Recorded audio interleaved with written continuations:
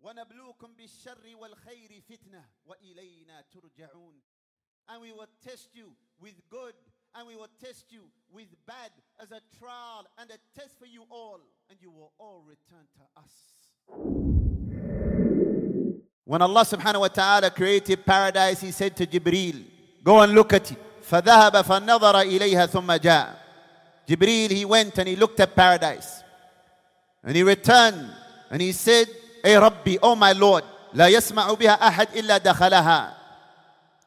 No one will hear of it, paradise, except that they will enter it. Nobody will hear about the reward, the pleasure, the delight, the enjoyment of paradise, except that they will want it for themselves and they will work for it. No one will hear about paradise except that they will enter it. Meaning, because in Jannah is everything that the soul desires. Then ثُمَّ حَفَّهَا بِالْمَكَارِهِ. Then Allah subhanahu wa ta'ala surrounded paradise by undesirable things, by difficulties. And the benefit of that, brothers and sisters, is that we have to work for paradise. We have to strive for paradise. We have to sacrifice for paradise. We have to battle against our soul for paradise. ثُمَّ حَفَّهَا بِالْمَكَارِهِ. And then Allah surrounded paradise by undesirable things, by difficulties. ثُمَّ قَالَ يَا جِبْرِيلُ. And then He said, O Jibreel, اذهب فانظر إليها. Return, go and look at paradise now. Go and look at it. After it was surrounded with these makarih, these difficult things. فَذَهَبَ فَنَظَرَ إِلَيْهَا. Jibreel, he went and he looked at paradise. ثُمَّ جَاءَ, and he returned, فَقَالَ, and he said, رَبِّي وَعِزَّتِكَ. O my Lord, I swear by your might, لَقَدْ خَشِيتُ أَلَّا يَدْخُلَهَا أَحَدٍ. I fear that no one will enter it. I fear that no one will enter it. Brothers and sisters, we have to strive against our souls to work for paradise. We have to have patience to work for Al-Jannah. Paradise is surrounded by difficulties, undesirable things. Some people think that they can follow their lusts and desires and they're going to be successful. But we look around us and you see people heading for destruction, wal-'iyadu billah, because they're not willing to fight and strive against their soul, against their desires, to work for this ultimate goal of Al-Jannah. Paradise is surrounded by difficulties. In this day and age, some women, they sell their souls for a Birkin bag. And many of them don't even own a home, but they have a nice bag. Some men sell their souls to be famous, popping bottles on Instagram, just for people to talk about them, selling their souls. Some people sold their souls because of a contract with the rap industry. People selling their souls. I just returned arguing with someone that marijuana is haram. Can you believe it? This is the level that people are going to.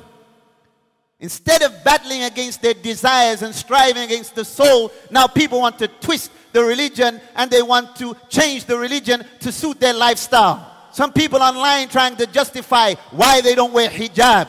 And they'll tell you, Iman, faith is in my heart. Yes, faith is in the heart, it is upon the tongue, and likewise the limbs. And the hijab is a part of faith. You cannot be a believer with complete faith and you don't cover. I don't care who sold you that dream or what certificate they have. Some making excuses why they're not covered properly. You know you're out of pocket with that hijab. Let's stop with the games. Some people now try to justify why they don't pray 5 times a day. Where are we going with this? It's going to hell. People getting high, listening to drum music, not covering, not praying 5 times a day. That's hellfire. May Allah protect us from it. And we say to those who don't like it, because I know when we talk about the drill culture or we talk about these type of things, some people have a problem with it. And we say, tuhibbuna aw la tuhibbuna, hadha la yuhimmuna. Whether you love us or not, that's not important to us. What is important to us, that we work together to try and get to Jannah. Whoever has feelings, you got feelings. Get out your feelings. Because when you stand before Allah Azza wa Jal, if a person, we will hear these ayat and these ahadith. If a person wants to follow their lusts and their desires, you may think that you're doing something in the dunya. But if you disobey Allah Azza wa Jal and you expose it to the world and you're boasting about it, that's destruction and humiliation. Jibril, he came back after looking at paradise, after it was surrounded with these difficulties and undesirable things. And he said, I fear that no one will enter it. When Allah Azza wa Jal created the hellfire, he said to Jibril, Jibril, go and look at the fire. فَذَهَبَ فَنَظَرَ إِلَيْهَ ثُمَّ جَاءَ. Jibril, he went to look at the hellfire and he returned and he said, أي ربي وعزتك لا يسمع بها أحد فيدخلها. He returned, he said, Oh my Lord, by your might, no one who hears of hell will enter it. Meaning, when they hear of the punishment in hell for the disobedience of Allah, when they hear the hadith, there will be kasiyat, ariyat. There will be women, they will be clothed, yet they are naked, being punished in the akhirah. When they hear that, kasiyat, ariyat, clothed but naked. When they hear about that and the punishment for that, they're going to want to be covered. Because that's modesty, that's taqwa, piety, that's honorable, that's noble. Likewise, some men, they couldn't wait. It's as if they couldn't wait to get back in the club, thinking that they're doing something. I don't care which so-called famous person or rapper or celebrity you're standing next to. That doesn't mean nothing. By the Lord of the Kaaba, it's more beloved to the believer to pray in the masjid next to their brother, sitting in the classes of knowledge, for the one whose heart is healthy and sound. Wouldn't give that up for the world, selling your soul for a selfie. Jibril, he went and he looked, he said, by your might, oh my Lord, no one who hears of hell will enter it. Because when they hear of the punishment of hell, the torment of hell, the consequences of disobeying Allah, they're going to run away from that. They're going to run away from the consequences of disobeying Allah because they know it's destruction in this world and it's humiliation in this world and the hereafter. May Allah protect us from that. Some people are humiliated, they just don't even know it. What humiliation is greater than that? You're humiliated, but you don't even know you're humiliated. And you're showing the people online that you're humiliated, because humiliation is in the disobedience of Allah. None of us are perfect. We all have shortcomings, but with our shortcomings, we ask Allah to forgive us. We repent to Allah Azza wa Jalla and we conceal them. When you go online and you're showing off and you're boasting because of what you're wearing or what you look like, these models on IG, you're just for the highest bidder. You're just for the highest bidder. You're not for your husband. You're for everyone. You're for the gram and the men. Those men who want to show their muscles. Show your muscle and come to Fajr. You can't even lift a duvet from yourself. Shaitan urinating in your ear. Don't even wake up. But you want to show the world that six-pack. You think that six-pack is going to protect you from the punishment of the grave? You think that six-pack is going to protect you from the torment of the akhirah if you abandon the 5 daily prayers? He's living for the gram. And everything looks good. Everything looks good. But it's fake. Fake hair, fake bodies, fake personas, fake characters. You get in the house, it look good on the outside, but it's rotten on the inside.